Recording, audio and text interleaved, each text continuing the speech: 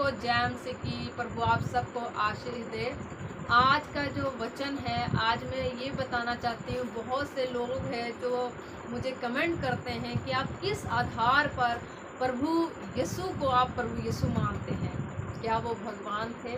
तो आज मैं कुछ वचन ऐसे बताना चाहूँगी, मैं उनको चिन्ह दिखाना चाहूँगी परमेश्वर की, यीशु मसीह का, कि उन्होंने धरती पर जब आए तो वो क्या करते थे जिससे हम उनको परमेश्वर मानते हैं। चाहे आज भी उनके नाम से कौन से ऐसे काम होते हैं कि हम उनको परमेश्वर और भगवान मानते हैं।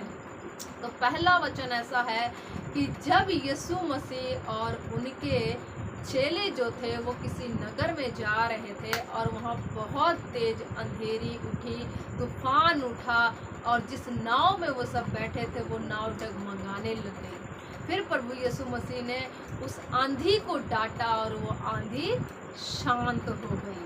पहला तो हम यहाँ दे सकते हैं कि जो भी कुदरती चीज़ है वो प्रभु यीशु मसीह जब उसको हुक्म देते हैं तो वो तुरंत काम करता है।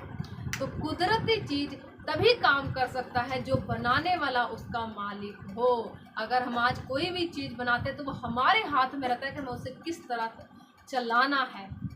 तो जब अंधेरी उठी तो प्रभु यीशु मसीह ने उस अंधेरी को डांटा और वो अंधेरी शांत हो गई।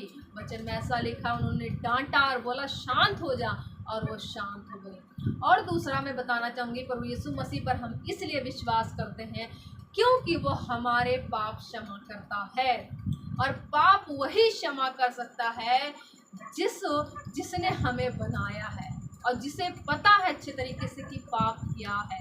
पाप वही क्षमा कर सकता है जो परमेश्वर है। हर कोई मनुष्य अपनी भक्ति क्यों करता है, भगवान के पीछे क्यों लगता है कि जो हम बुरे काम करते, जो हम पाप करते, उससे हमें मुक्ति मिले, हम उससे आज़ाद होएं।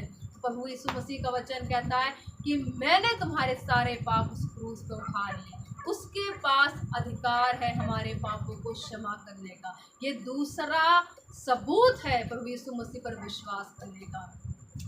तीसरा सबूत मैं देती हूँ, प्रभु यीशु मसीह के वचन में लिखा है कि प्रभु यीशु मसीह और पिता एक है।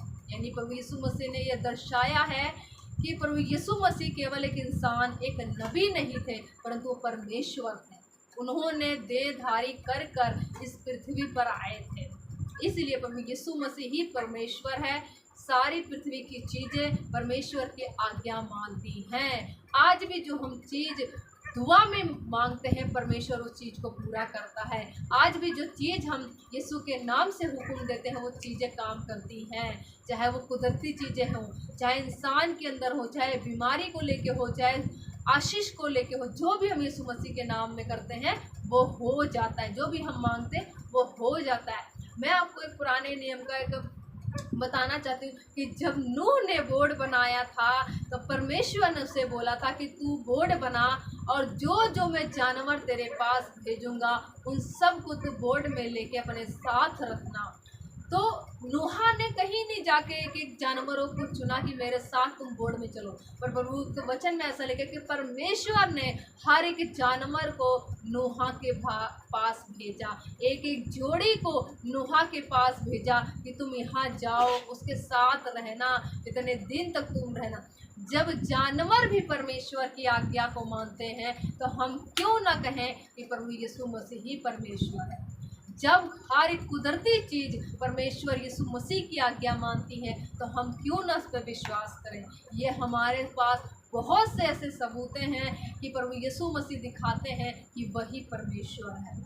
वो अपने मुंह से इसलिए नहीं कहते थे कि मैं ही परमेश्वर हूँ, मैं ही सब कुछ करता हूँ, कि वो जानता था कि अगर अपने मुंह से मैंने कह दिया तो जो मेरी मौत पहले से भविष्यवाणी हो चुकी है वो मौत मुझे नहीं ये लोग देंगे, क्योंकि परमेश्वर की मौत बहुत ज़्यादा ज़रूरी थी, उसके द्वारा ही हमें क्षमा मिली थी। इसलिए प्रभु यीशु मसीह ने अपने मुँह से खुल्लम खुल्ला नहीं कहा, परंतु वचन के द्वारा हमें समझाया कि प्रभु यीशु मसीह ही परमेश्वर था। और वो आप सबको आशीष दे। वचन समझ में आया तो आप ज़रूर कमेंट करें और बताएं कि क्या मेरा कहा वो वचन आपको समझ में आया है, कुछ कमी घटी है, कुछ सवाल करना है, आप कमेंट में कर सकते हैं और मुझे बता सकते हैं कि क्या वचन आपको समझ में आया है। प्रभु आप सबको आशीष दे, हमेशा प्रभु में बने रहें और परमेश्वर में जो कुछ आप मांगेंगे परमेश्वर आपको पूरा करेगा, क्योंकि वो रचयिता परमेश्वर है, वो रचयिता परमेश्वर है। और वो आप सबको आशीष दे। जय मसीह।